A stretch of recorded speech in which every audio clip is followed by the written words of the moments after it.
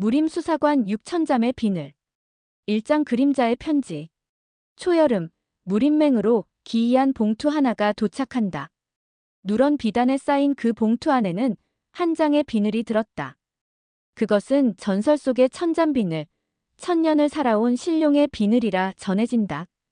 그 비늘에는 정밀한 음각으로 다음과 같은 문장이 적혀 있었다. 잊힌 자의 목소리를 들으라. 진실은 깊은 바다 아래서 숨쉰다. 이 문장을 본 무림맹 장로들은 즉시 진호연을 소환한다. 진호연은 지난 망자의 연회 이후 한동안 모습을 감췄으나 다시 무림의 어둠 속에서 걷기로 결심하고 천잠비늘의 실체를 파헤치기 시작한다. 이장해저의 문. 조사 끝에 천잠비늘은 동해 넘어 외딴 섬 청잠도에서 유래되었음이 밝혀진다. 이곳은 과거 천잠교라는 비밀 무림 조직이 존재했던 장소였다. 진호연은 청잠도로 향하고 도착하자마자 섬 깊숙한 곳에서 봉인된 해저문을 발견한다. 그 문은 진귀한 무공진서와 고대 무기들이 숨겨진 청잠고의 입구로 과거 천잠교의 수호자들이 목숨을 걸고 지켜온 성역이었다.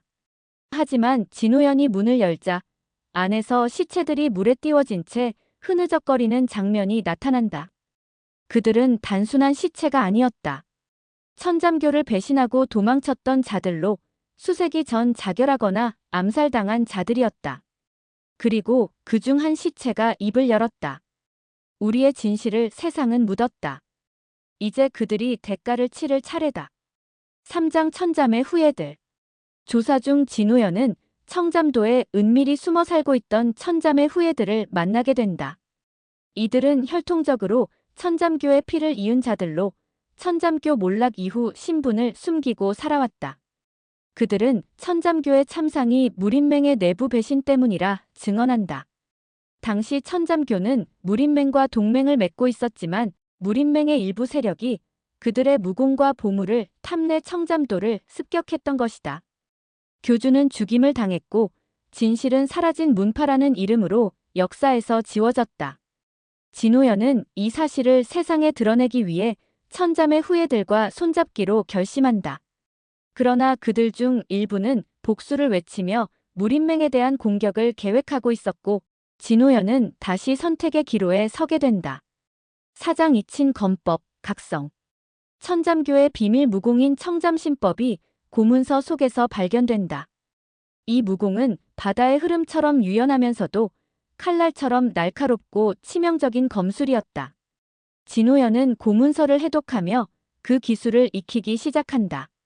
그 과정에서 그는 고문서 안에 숨겨진 음각된 또 다른 문장을 발견한다. 진실은 반드시 칼끝에서 드러난다. 그러나 진실을 품은 자는 그 무게를 견뎌야 한다. 진호연은 이 말을 마음에 새기며 청잠도 습격 당시의 생존자 중 하나라는 월홍이라는 여인을 찾게 된다. 그녀는 과거 천잠교의 수문장이었으며 모든 진실을 기억하고 있었다. 5장 시면의 건무. 월홍의 도움으로 진호연은 청잠고의 가장 깊은 곳으로 들어간다. 그곳에서 그는 시면검이라 불리는 고대 무기를 발견한다. 이 검은 진실을 보는 자만이 들 수 있는 무기라 전해지며 그의 손에 쥐어진 순간 칼날의 파문처럼 퍼지는 기억들이 밀려온다. 그 기억은 천잠교 참사의 시작이었다.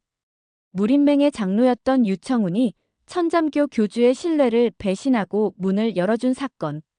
그리고 진실을 밝히려 했던 무인들이 하나둘 암살당하는 모습까지. 진호연은 시면검을 휘두르며 자신이 더 이상 중립의 자리에 있을 수 없음을 직감한다.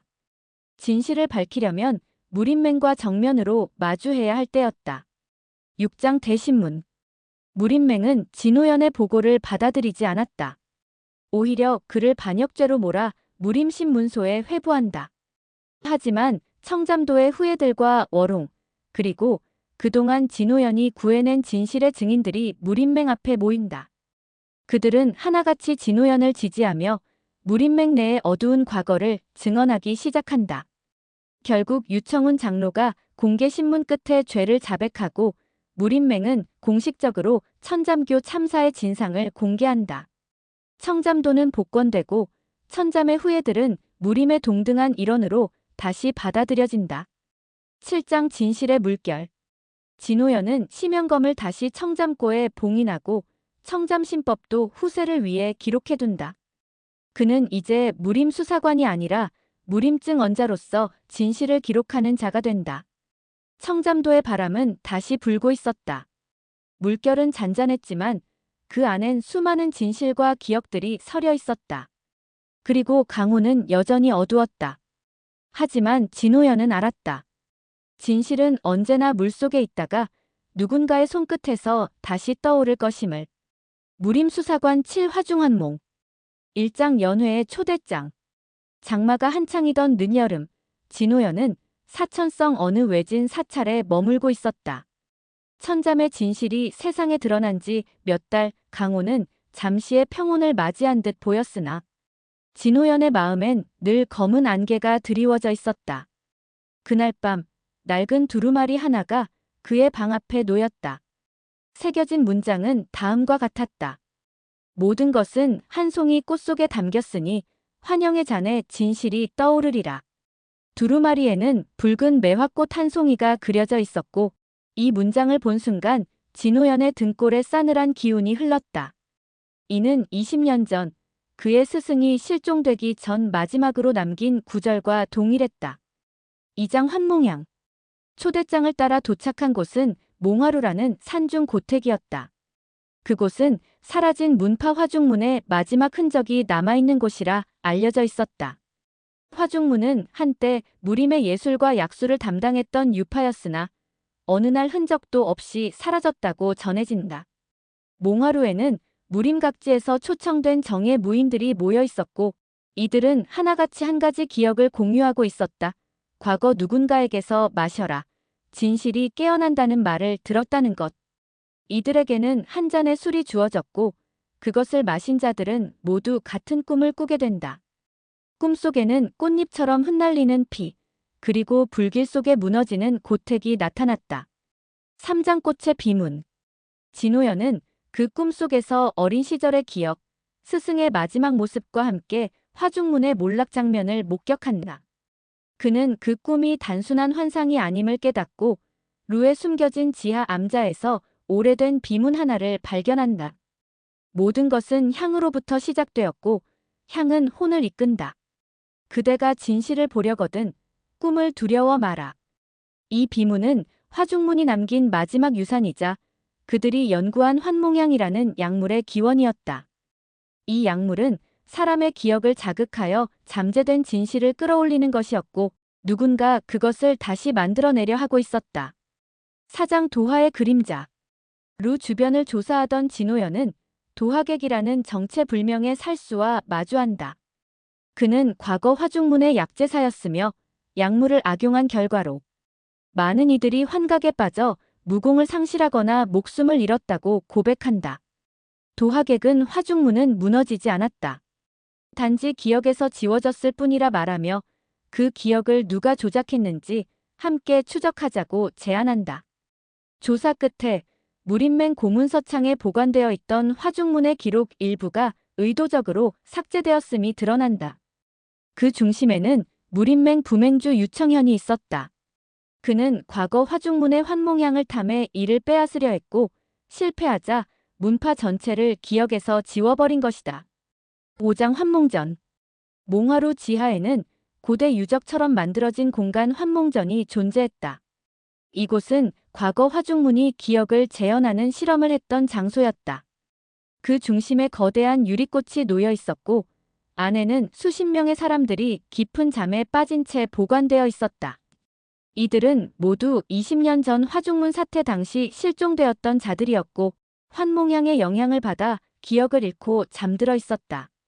진호연은 환몽향의 정수를 사용해 이들 중 일부를 깨우는데 성공한다.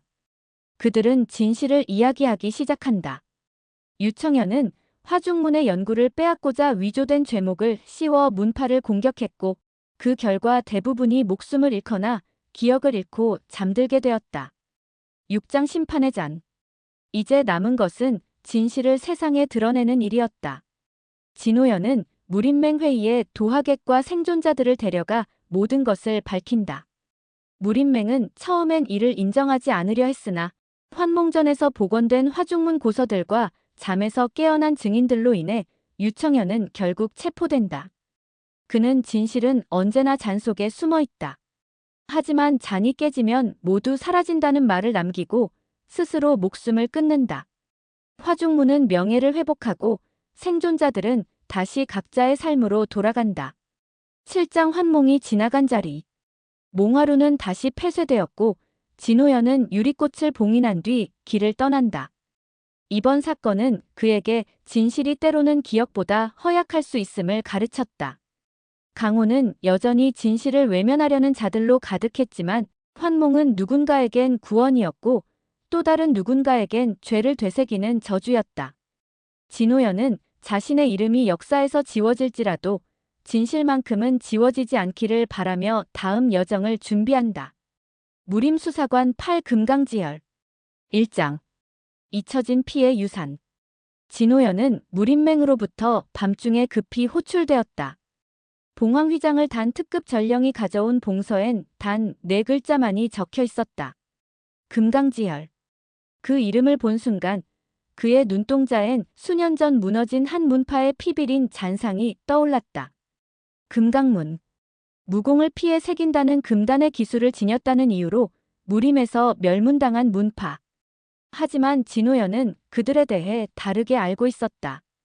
과거 스승 백무현은 말했었다. 진실은 피보다 더 붉다. 강호가 외면한 피엔 이야기 하나쯤은 있는 법이지. 2장. 붉은 비문. 진호연은 사천 금강산 아래 작은 마을에서 조사를 시작했다. 마을에서는 이상한 소문이 돌고 있었다. 무공을 쓴 적도 없는 촌민이 단숨에 무인을 베어 넘긴 일, 손끝 하나 까인 자가 마치 내공을 모두 잃은 듯 쓰러진 일. 모든 현장에는 붉은 비문이 남겨져 있었다. 피는 기억한다. 피는 응징한다. 비문의 글자는 혈액으로 써졌으며 금빛 섞인 진한 선홍색이었다. 그것은 과거 금강문이 남긴 특유의 인장 피문과 같았다. 3장. 복수의 피. 진호연은 과거 금강문 멸문 당시 살아남은 마지막 제자 백연화를 찾아 나섰다. 그녀는 오래전 실종된 줄 알았으나 진호연의 추적 끝에 금강산 동쪽 깊은 협곡의 은둔처에서 그녀를 찾아냈다. 그녀는 처음엔 무기를 들었으나 진호연의 말에 마음을 열었다. 그녀는 말했다. 금강지열은 복수의 무공이 아닙니다. 피로써 고통을 나누고 생명을 이어가는 무공이었죠. 무림맹은 그 치유의 능력을 두려워했고 빼앗으려 했습니다. 진호연은 이 말이 곧 무림맹의 과오임을 깨달았다. 그리고 최근 벌어지는 사건의 배후에 누군가 뒤틀린 금강지혈을 쓰고 있음을 확신했다. 4장. 그림자 속의 형상. 사건의 중심에는 한 인물이 있었다.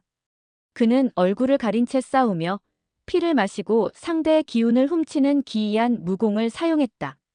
사람들은 그를 혈음자라 불렀다. 그러나 정황상 그의 정체는 단 하나였다. 그 무공, 그 기세네 스승, 백무현 사부님이야. 과거 금강문이 멸문당할 당시 그는 목숨을 걸고 마지막까지 제자들을 보호하다 실종된 인물이었다. 진호연은 혼란에 빠졌다. 왜 스승이? 5장. 피로 쓰인 진실. 금강산 정상에서 진호연은 백무현과 다시 마주했다. 그러나 스승의 눈빛은 더 이상 인간의 그것이 아니었다. 피를 먹고 기억을 흡수하며 살육을 정당화하는 눈동자. 강호는 아직 죄를 고백하지 않았다. 난 그 죄를 일깨우고 있을 뿐이다. 그는 피를 통해 과거를 읽는 능력을 가졌다. 피의 흐름 속에 남겨진 살육, 배신, 복수의 감정들을 무공으로 형상화했다. 그것이 금강지혈의 진정한 모습이었다. 하지만 지금 그의 무공은 더 이상 치유가 아닌 응징과 증오의 결정체가 되어 있었다. 6장. 무림맹의 어두운 그림자.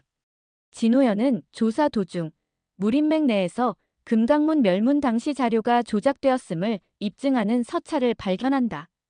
당대 무림맹주가 금강지혈의 능력을 정치적으로 이용하고자 했으나 거절당하자 금강문을 사문으로 조작하여 공격한 것이다. 피의 진실은 정치적 침묵에 묻혀 있었다. 진호연은 이 진실을 공개하겠노라 결심한다. 하지만 그 전에 스승과의 마지막 대결이 남아 있었다. 7장. 붉은 폭풍. 금강산 정상. 피의 폭풍이 몰아쳤다. 백무현은 혈기로 만든 무구를 휘두르며 진호연을 압박했다. 그의 검은 상대의 피를 흡수하며 형태를 바꾸었고 그 기세는 한 나라의 무사들을 상대하는 듯했다. 그러나 진호연은 백연화가 전해준 마지막 기술, 지혈결을 사용했다. 그것은 피의 흐름을 봉인하여 무공을 차단하는 고대 금강문의 비술이었다. 이 피는 스승님의 것이 아닙니다. 진짜 금강지혈은 증오를 먹지 않습니다. 8장. 무너진 신념. 백무현은 쓰러졌다. 그가 흘린 마지막 피 속에서 금강문 장문인이었던 그의 스승이 남긴 유언이 떠올랐다. 피는 이어져야 한다. 증오가 아닌 연민으로. 눈물이 흘렀다. 백무현은 그제야 정신을 차린 듯 진호연을 바라보며 말했다. 호연아, 날 막아줘서 고맙다. 이제 내 피를 걷어다오. 9장. 강호에 흐르는 피. 무림맹은 마침내 금강문에 대한 오명을 벗기고 진실을 공식적으로 기록으로 남겼다. 금강지열은 다시 치유의 무공으로 정의되었고 백연화는 그 전승을 맡게 되었다. 진호연은 스승의 묘 앞에 검을 놓았다. 당신의 피는 죄가 아닌 연민이었습니다. 그리고 그는 다시 떠났다. 아직도 강호엔 피로 덮인 진실들이 남아있었기에. 무림수사관 900천화도. 1장. 흰 칼의 밤. 청주의 여름밤, 짙은 안개 속에서 백화루는 정적에 잠겨 있었다. 그러나 그 평온은 오래가지 않았다. 3명의 명문세가 후계자들이 참혹하게 살해된 채 발견된 것이다. 그들의 가슴엔 같은 방식으로 얇게 베인 상처 하나씩만이 있었고 그 중심에는 하얀 꽃잎이 놓여 있었다. 그리고 바닥에 새겨진 한 문장. 백천화도. 한때 천하제일검으로 불린 여검객 연백화의 무기 이름이었다. 그녀는 10여 년 전 배신자로 몰려 무림에서 자취를 감춘 인물. 죽었다는 소문이 무성했지만 이 사건은 그녀가 살아있다는 것을 암시하고 있었다. 무림맹은 진호연에게 출동 명령을 내렸다. 이번 임무는 단 하나, 백천화도의 실체를 밝혀 무고한 피를 막는 것. 2장. 과거의 그림자. 진호연은 연백화의 과거를 추적하기 시작했다. 백년검법의 창시자이자 무림의 천재였던 그녀는 백가문과 무림맹 고위층이 연루된 사건에 휘말려 누명을 썼고 그 결과 가문을 등지고 사라졌다. 살해당한 3명의 후계자는 과거 그녀에게 직접적으로 누명을 씌우거나 사형에 관여했던 인물들이었다. 이 사건은 단순한 복수가 아닌 오랜 원한의 결과였다. 3장. 새로운 동행자. 진호연은 수사를 이어가던 중 청해문 소속 첩자 하유림과 마주쳤다. 그녀는 무언가 알고 있는 듯했고 말없이 하나의 비단 조각을 내밀었다. 나는 살아있다.